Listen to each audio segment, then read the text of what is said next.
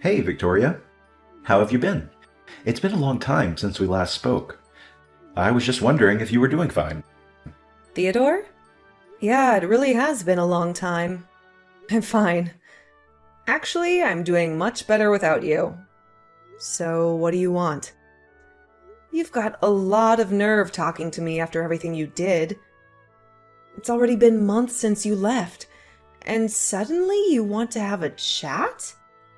Just to let you know, I'm not interested in catching up or making up with you. I just want to know how you've been doing recently, that's all. You don't have to be so defensive. You must be feeling lonely living all by yourself in that house without me, right? You can't have completely forgotten about me already. Lonely? That's a joke. I stopped feeling lonely 3 seconds after you walked out the door. Honestly, I felt more angry and sad.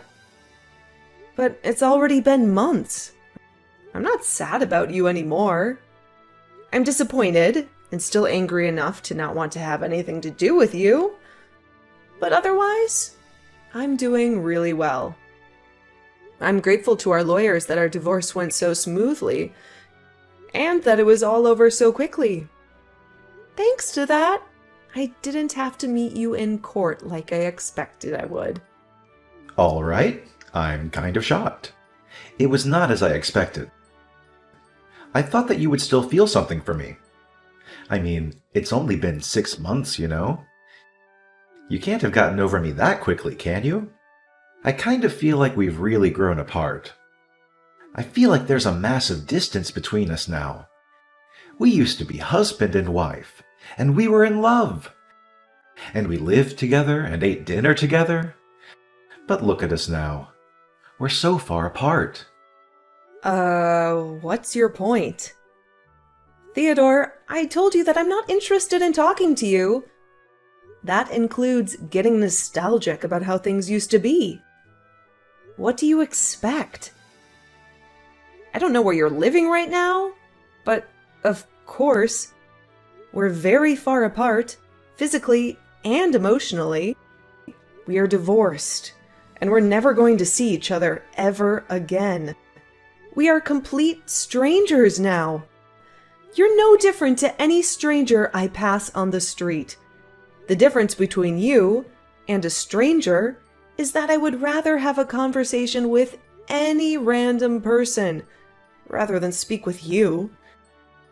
Victoria, don't be so cold. You don't have to be so harsh towards me. I used to be your husband. The keywords are used to be.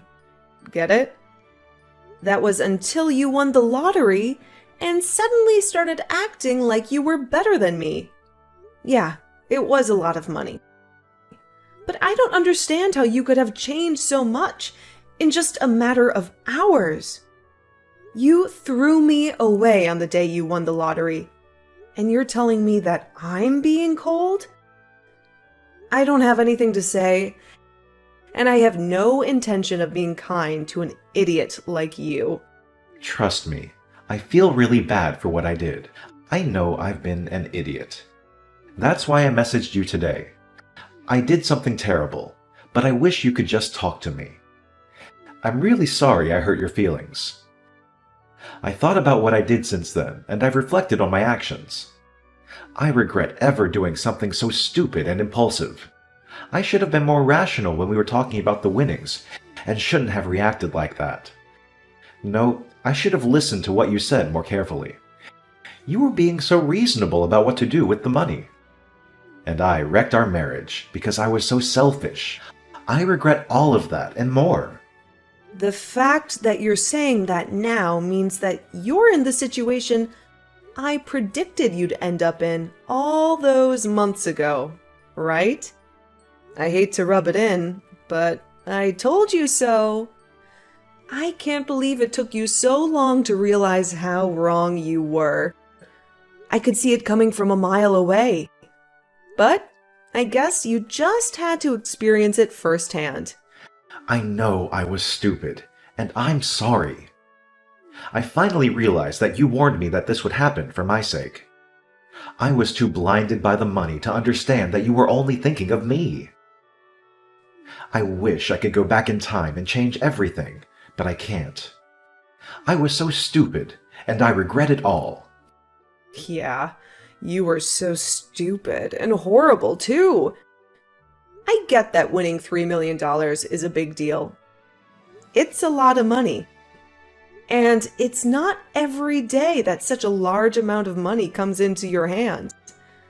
I think anyone would panic and get big ideas about how they want to spend their newfound fortune. I was pretty shocked too. And I won't lie, I thought about all the amazing things we could buy. But the way you reacted was abnormal. Once you knew you had the winning ticket, nothing else mattered to you. You only cared about yourself and the money. I wasn't thinking straight.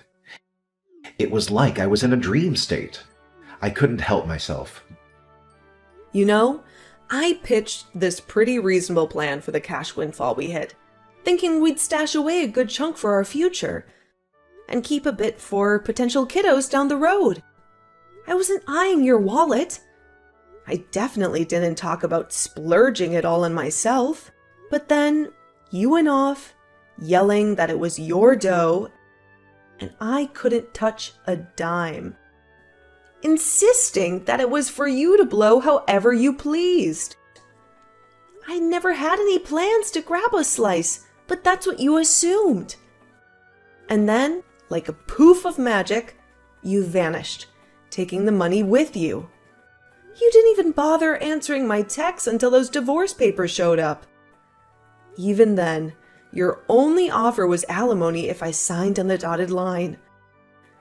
3 years of us went straight down the drain the second that cash rolled in, turning you into someone I didn't even recognize. I spent weeks mulling over what those 3 years meant to you, wondering if they meant anything at all. Eventually, I stopped dwelling on it, realizing I'd already blown 3 years and shouldn't waste any more time trying to figure you out. I know I was completely at fault, but it was $3 million. Neither of us had even had a tenth of that amount in our banks at one time. You can imagine why I went so crazy, can't you? Yeah, it's a lot of money, but that doesn't excuse your behavior.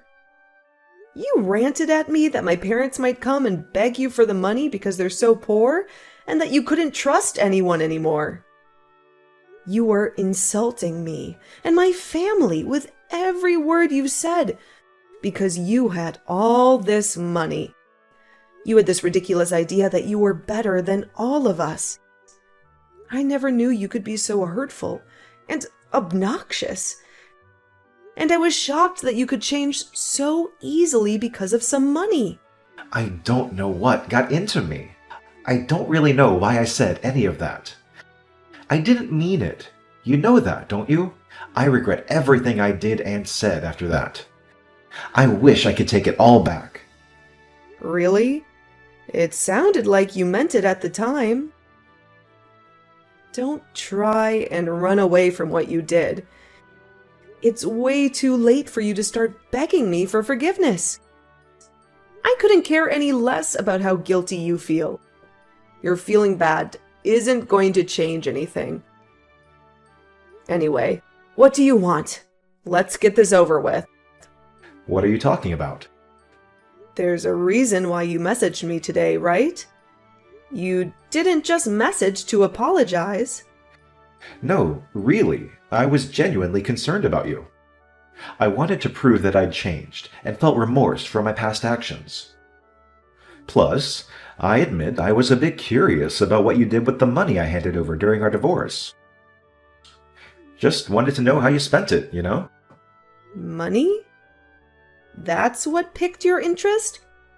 You're referring to the lump sum you coughed up instead of opting for regular alimony payments, right? Because you were keen on avoiding lifelong alimony, as I recall. Yeah, I handed you $200,000, didn't I? Sure did. What's it to you? What'd you do with it? It's My money, Theodore. What I did with it is my business. You didn't slap any conditions on it when the court settled the amount. Well, it was my money originally. I figure I have a right to know what happened to it, and maybe have a say in it, regardless of what the court decides. And if you've got any left, I was kinda hoping you could kick it back. You always were the smart one with money. Thought maybe you'd still be swimming in it. Hold on. You can't seriously be asking for it back. No way. I'm not parting with it. Yeah, it was yours when you had it.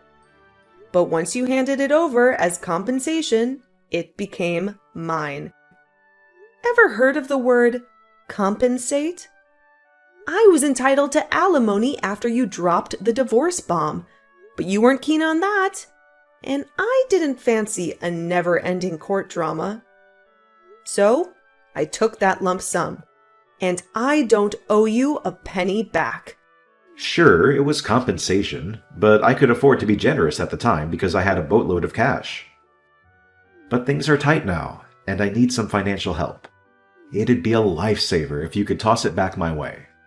Technically, it's my money, so I shouldn't even have to ask. Trouble?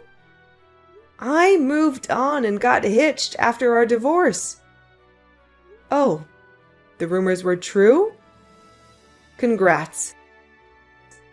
So, how's married life treating you? She hightailed it with all my money. I should have never married her. What? All of it? Can you believe it? $3 million. And I thought I'd hit the jackpot, set for life, you know? I imagined living the high life, Hollywood style. So, I said goodbye to the 9-to-5, had this swanky house built for me and the new missus, loaded it up with all kinds of designer swag, and even threw in a pool for good measure. We were all geared up for the ultimate dream of life together. Then, out of nowhere, she drops the bomb. Divorce. When the dust settles, I wake up to find all my hard-earned cash gone. Transferred to her account. Divorced, and my bank balance is looking like a ghost town. She disappeared, claiming I'd been cheating on her, a total lie. During the divorce, I get hit with $1 million in false affair compensation, and she swoops in to clean off the rest of my account without me even catching wind of it. I've got no clue where she is now, but last I heard, she's kicking back in a penthouse abroad. Talk about a roller coaster ride from heaven to hell. You said you never cheated on her, but she managed to win the court case. That must have meant that she had enough evidence to argue for compensation. You can try and act the victim all you like, but in the end, it was your own fault. Your own irresponsible actions brought all this upon you. Yeah, fine. She got pictures of me with another woman. But how is it fair that she gets $1 million in the divorce? It's my money. So you did cheat on her after all. You're a pathetic excuse for a husband. Yeah, all right. Say all you like. Anyway, that's not my point. I've explained why I need the money. Can you give me back the money I gave you? I need it right now. My ex-wife got the house in the divorce too, so I don't have anywhere to live. She's not even using it. She's abroad. The woman bought it out for sale, and I was kicked out of my own house so that she could sell it and take more money from me. Victoria, you still living in the same place we lived in when we were married, right? Can we live together again? Excuse me? Are you asking if you can move in with me? Let's just forget about everything that happened in the past and live together. I want us to start over. I'll be a better husband this time. Even if we don't have the $3 million, I know that we can be happy together. I still love you. We can work through this together. I swear I'll make you happy this time. No way. You must be out of your mind. It's disgusting how you think you can slither your way back into my life again. We are over, and we are never getting back together. Ever. The divorce was finalized, and I'm free of you. I don't have anything else to say to you. Plus, I've already moved out of that house and sold it. I'm living somewhere else. Why do you move down? Where are you living now? Are you still close by? I'm not giving you the details of where, but I'll tell you a bit about it. Thanks to the compensation I got from you, I was able to buy some pretty reasonable shares. I had to be patient, but it went really well. I managed to earn a profit from it. You bought shares? I never knew that you knew how to do that kind of stuff. Why didn't you tell me when I had the 3 million? We could have made an even bigger fortune. Come on, Theodore. Don't be naive. It was just a stroke of beginner's luck. And no, I didn't dump the entire $200,000 you handed me into buying shares. I put in a reasonable amount, caught a lucky break, and when the profits rolled in, I played it smart by squirreling away every dime in a savings account. Now, I'm working a 9-to-5 gig, using the money I've saved to indulge a bit. I opt for organic stuff, treat myself to things I love, and still have a nice safety net for any rainy days. Sure, it might not boast designer furniture like your place, but it's home. I quickly learned that impulse buying with a mountain of money is a recipe for disaster. So, I'm being selective about what I spend on. Only the necessities and things I truly want. Work's going great too, so everything's sailing smoothly. I wasn't kidding when I said I'm better off without you. Truth be told, I'm thankful you hit the lottery jackpot and had the decency to drop the divorce bomb when you did. If not, I'd still be stuck with you. Wait, you're rocking a penthouse too? No way! I never thought you'd hit the success jackpot so quickly. It's only been 6 months since we split. But damn, that's the cash you're standing on. And my other exes, they're probably living large, all thanks to me. It's money we were rightfully owed. I can't say much about the cash she swiped from your account, except maybe it's just karma doing its thing. So, how much do you have saved up now? About $200. Seriously? You're turning 36 this year, right? No place to crash, no job, and just $200 saved? I feel sorry for you, but I know it's all your own doing. What's your game plan from here? Got kicked out of my own place last week. Job hunting's been a bust so far. I figured I could sell the house. But my other ex snagged it in the divorce. So I'm left with zilch to sell. Failed the job interview already, and I'm at a loss. So I decided to hit you up, hoping you could lend a hand. Are you insane? What about your parents? Why don't you ask them to let you stay with them while you find a place of your own and a job? Some idiots in my parents' neighborhood found out that I won $3 million and started harassing them. Most of it was really childish, throwing toilet paper around. But they were getting death threats in the mail and stuff too. Some magazines are asking for interviews nonstop. My parents ended up moving away, and they cut ties with me. I need your help, Victoria. I don't have anyone else. You're the idiot, Theodore. That's the reason why I warned you about bragging about your win to everyone. Just because you won $3 million doesn't make you better than everyone else. I told you that you shouldn't get carried away, didn't I? But you didn't listen. And you lost a lot of friends. And made a lot of enemies in the process. I know I regret a lot of what I did. I regret not listening to you the most. Because none of this would have happened if I just did as you said. That's why I want to get back together again. I need you to keep me in check. Sorry, Theodore, but I'm not interested in being your babysitter. We're never getting back together. There's not even a 1% chance of it happening.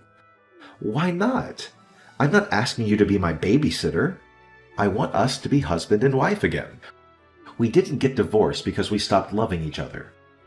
You still love me, don't you? We can get back together again. You must be joking. You're the only one that thinks that we still have a chance. I don't know whether you actually still have any feelings for me, or if you're just saying all this because you want money. But either way, it doesn't change how I feel about you. The second you said you wanted a divorce, I hated you from the bottom of my heart. You chose your money over me. You made that really clear during the divorce. Now, I'm indifferent. I couldn't care less about what happens to you. Don't say that. That hurts more than being told you hate me. Please, I'm begging you for help. Could you at least have some pity for me? I need your help. We used to be married, remember? We spent 3 years living in the same house. We can forget about everything and start a new life together. No thanks. You're the one who asked for a divorce, despite the 3 years we spent together. So don't bring it up as a reason to get back together. Then could you at least send me some money? That's all I asked for. You said you've got money saved up. You can spare some, can't you? You made that money because of the money I gave you. You owe me. Come on, I don't even have a place to live. I'm begging you, Victoria. Help me out. I don't have anyone else to turn to. I don't have any obligation to help you. You won $3 million, and you told me that you didn't trust me with your money, saying that I might waste it all on shopping sprees. Only God knows where you got the idea I would do that. You said you wanted to spend it how you liked, and demanded I sign the divorce papers. And you left, taking all your money with you. Well, I'm telling you now that I'm free to spend the money I have however I like, including the money I got as compensation. I don't have a single cent to give you. Then what am I supposed to do? The reason why you have so much money right now is because of the money I gave you. Don't you feel any gratitude towards me? You could at least give something back as thanks. It's not fair that you're living in a penthouse apartment and have money saved and still have a job. I don't have anything. How can I accept that? Why should I care whether you accept it or not? You were living in a house filled with designer items and lived the celebrity life for a few months, didn't you? I hear that your new wife was quite beautiful too. You didn't have to work and spent your days relaxing, sleeping, and eating, I guess. Do you remember what you told me when you left me? You said that you were rich and that you deserved better than a boring old woman like me, even though we're the same age, even though you would be just as boring without money. You said that you were going to find someone younger and prettier, someone who would suit your newfound fortune. Do you think I would forget that you said that? I don't remember saying anything like that at all. But hey, I'm sorry. I really am. I wasn't myself then. I didn't think that at all. I've never thought anything like that. I didn't think I was being serious. Did you?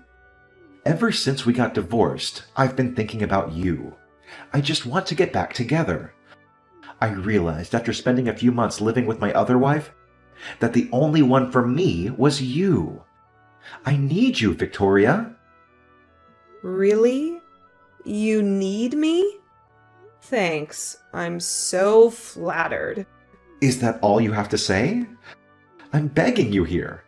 Just listen to what I have to say, please. Can't you be a little interested just for a minute? I just need $1,000. That's all. I won't ask for any more than that. I'll pay you back. Victoria, are you listening to me? If I have $1,000, I can buy lottery tickets again. I win a fortune, and I'll be able to give you all the money you want. You've got to be kidding. I guess it's true that money drives people crazy. You hear a lot in the news about how people spent their winnings on something ridiculous. But I think you've outdone all of them.